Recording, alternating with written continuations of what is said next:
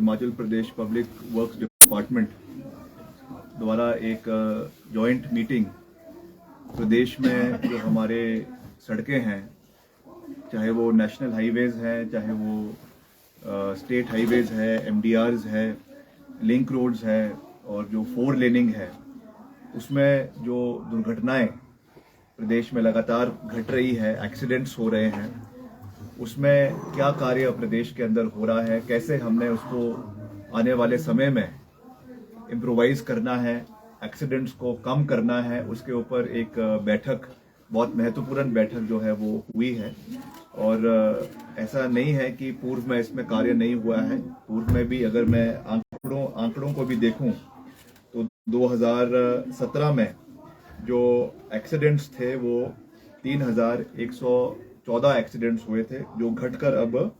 2022 में 2597 एक्सीडेंट्स प्रदेश के अंदर हुए हैं। और डेथ्स भी वैसे आपके 1203 2017 में हुई थी, जो अब कम होकर 1032 जो है वो हुई है।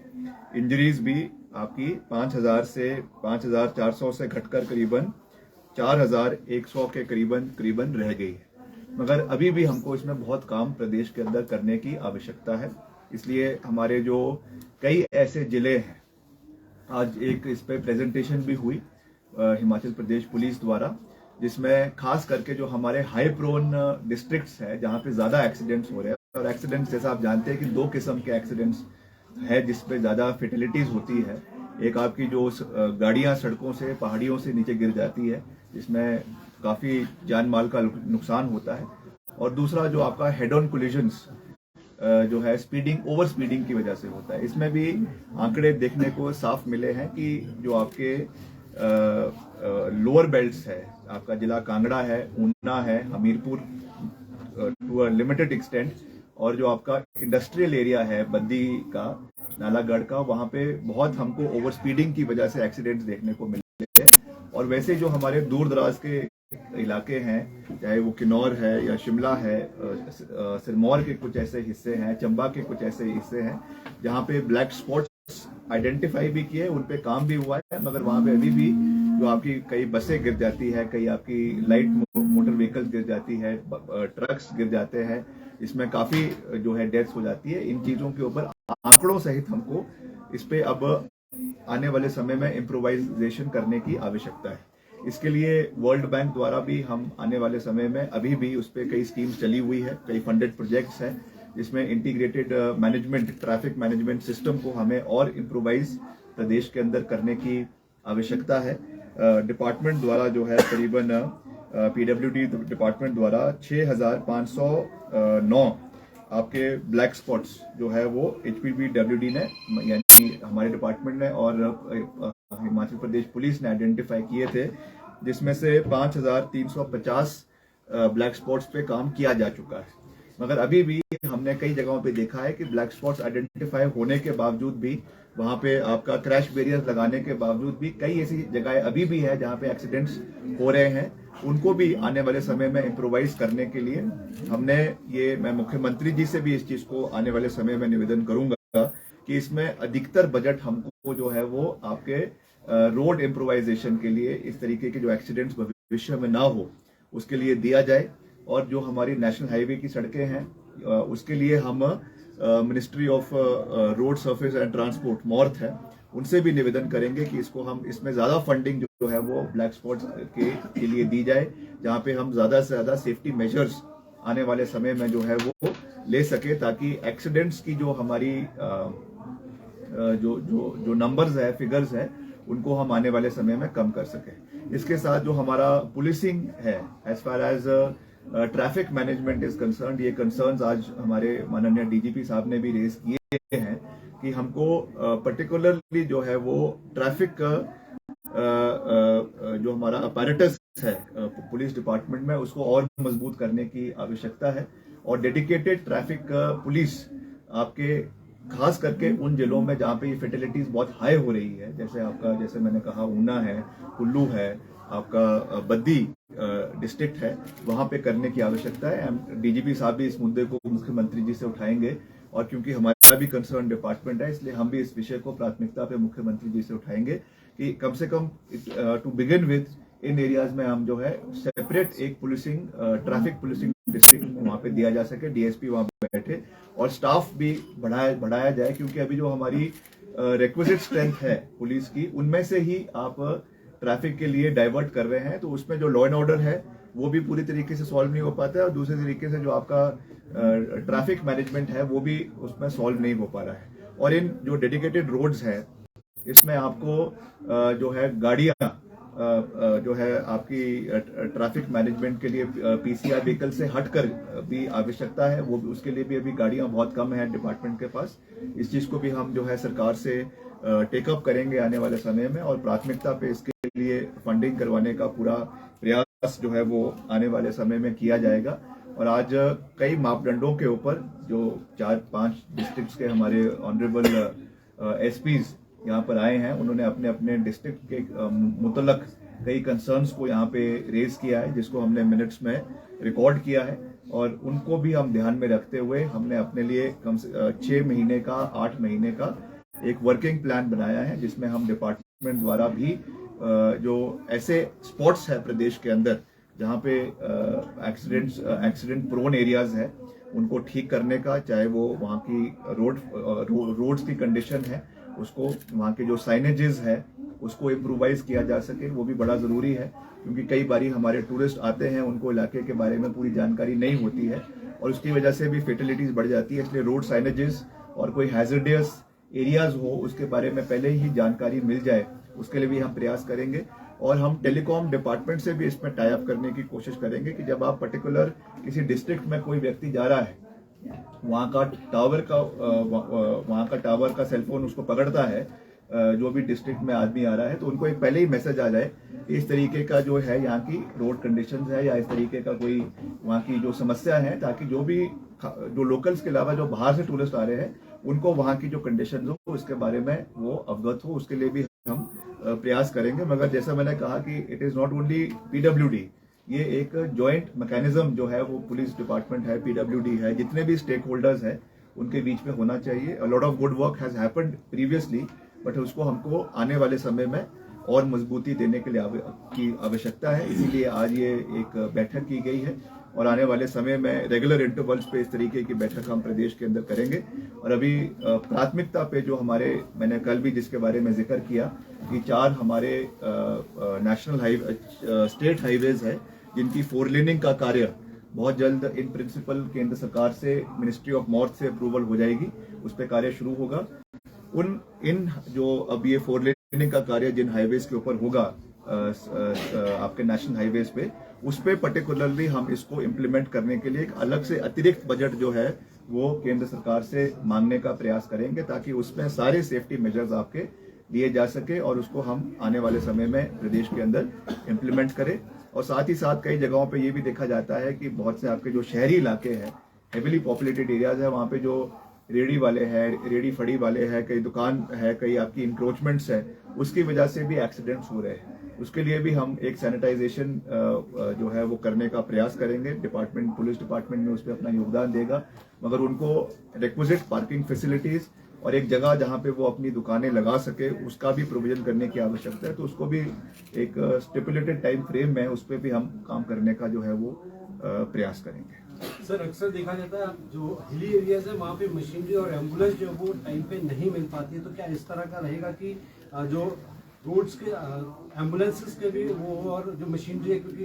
कई बार देखा गया बसेस नीचे गिर जाती है, मशीनरी टाइम पे नहीं पहुंचती, तो उसकी वजह से भी कैजुअलिटीज बढ़ जाती है। ये भी एक बहुत इम्पोर्टेंट फैक्टर है, क्योंकि जब कोई इस तरीके का एक्सीडेंट होता है तो time is of the greatest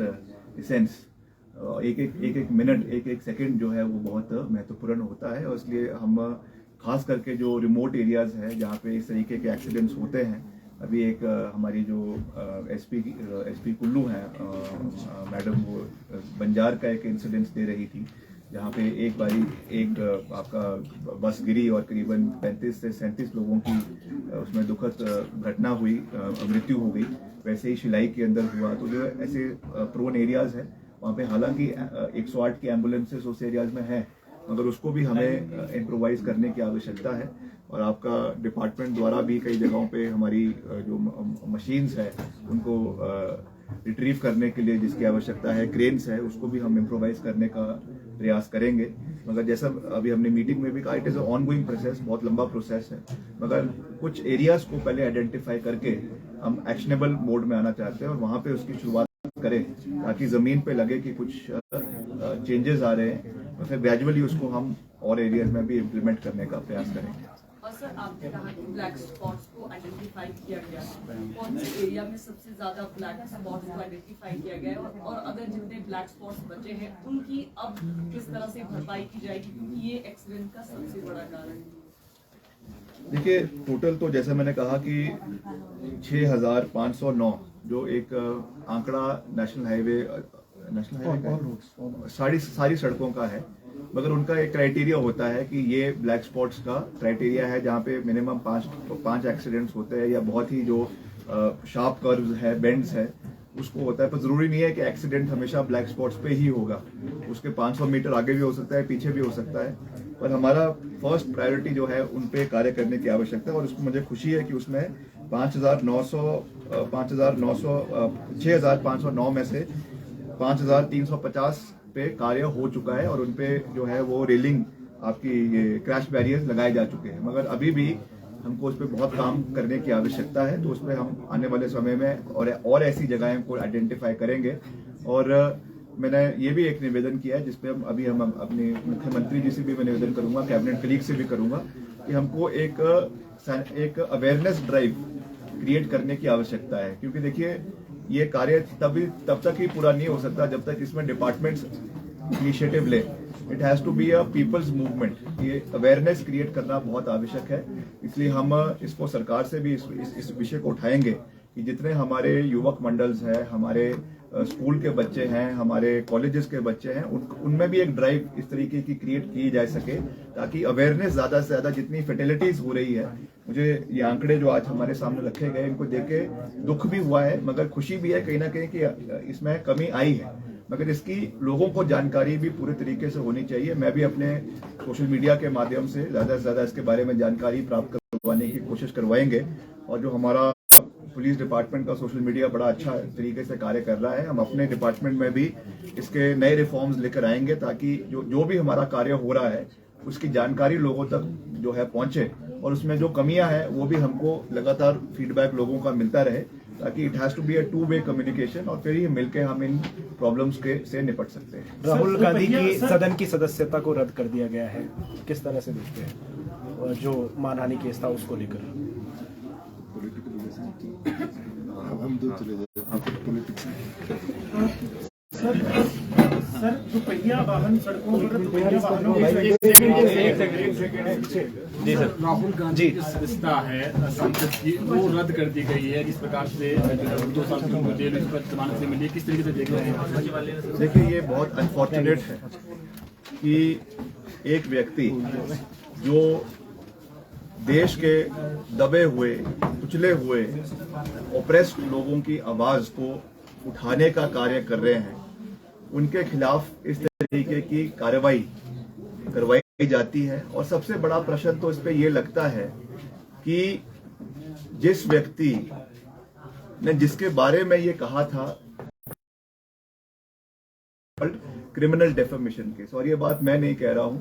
ये हमारे जो देश के सबसे वरिष्ठम में से एक एडवोकेट है डॉक्टर अभिषेक मनु सिंघवी, उन्होंने भी इस बात को कहा है। कपिल सिब्बल जी जो एक बहुत वरिष्ठ अधिवक्ता है, उन्होंने भी इस बात को कहा है कि जब तक जो मेन कंप्लेनेंट है वो इस बात को नहीं कह रहा है और कोई थर्ड पार्टी आकर ये जो है मानहानि का दावा कर रही है और उस पर इस तरीके की जो है वो प्रक्रिया कोर्ट ने दी है, हम कोर्ट का, जुडिशरी का बहुत मान सम्मान करते हैं और हम उस पर कोई भी टिक्का टिप्पणी जो है वो कोर्ट प्रोसेस के ऊपर नहीं करना चाहते हैं। मगर जिस तरीके से विपक्ष की आवाज को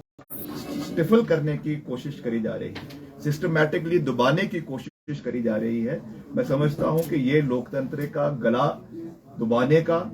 और लोकतंत्र की हत्या करने का प्रयास किया जा रहा है। और ये सब इस बात को जानते हैं कि क्रिमिनल डेफेमेशन के लिए इस तरीके का सजा देना ये बहुत दुर्भाग्यपूर्ण है। मगर निश्चित तौर से हमें जुडिशरी में, इंडियन जुडिशरी में पूरा विश्वास है एंड आई एम श्योर कि जो 1 महीने का समय माननीय राहुल गांधी जी को दिया है, उनकी जो लीगल टीम है, they will explore all legal opinions और इसको रिक्विजिट जहां पर भी जो हायर कोर्ट है, हाई कोर्ट में और फर्दर इन सुप्रीम कोर्ट इसको अपील की जाएगी और जो भी इसमें कानूनी प्रक्रिया है उसको फॉलो किया जाएगा। मगर जिस तरीके की जल्दी इसमें लोकसभा सचिवालय ने दिखाई है, ये भी कहीं ना कहीं एक जो है क्वेश्चन मार्क के घेरे में आ जाता है, क्योंकि जब सबऑर्डिनेट कोर्ट ने जहां से ये फैसला आया है, अगर अपने ऑर्डर को सस्पेंड कर 1 महीने का समय दिया है तो उसमें उनको वेट एंड वॉच करना चाहिए था। मगर तभी मैं उस पर कोई ज्यादा टिका टिप्पणी नहीं करना चाहता हूं, मगर मैं यही कह सकता हूं कि हम इस तरीके के यूनिलैटरल डिसीजन से डरेंगे नहीं। We stand rock solid with the family, with Shri Rahul Gandhi ji, with madam Sonia Gandhi ji, Priyanka Gandhi ji, और हम उनकी इस तरीके की जो लड़ाई वो लड़ रहे हैं, जिस तरीके से उन्होंने कल कोट खुद किया है, महात्मा गांधी जो फादर ऑफ द नेशन है, उनके शब्दों को उन्होंने कोट करते हुए ये कहा कि I will continue to fight for the people of the country, और सत्यता में ही मेरा धर्म है और इसके लिए मैं लड़ता रहूंगा। तो इन चीजों से हमको डरने की आवश्यकता नहीं है। ये सारे, चाहे वो ईडी है, चाहे वो सीबीआई है, चाहे वो इनकम टैक्स है, चाहे वो इस तरीके की इंटिमिडेशन करने के लिए एक नया टैक्टिक्स जो है वो आपने डेफमेशन का कर लिया है, ये सब चीजें एक नुस्खे होते हैं राजनीति में, मगर इससे हमको डरने की आवश्यकता की देखा कि उन्होंने जो करीबन 3,500 किलोमीटर का सफर तय कर कन्याकुमारी से वो कश्मीर पहुंचे, लाखों लोगों का, करोड़ों लोगों का जन समर्थन उन्हें प्राप्त हुआ, उससे डरकर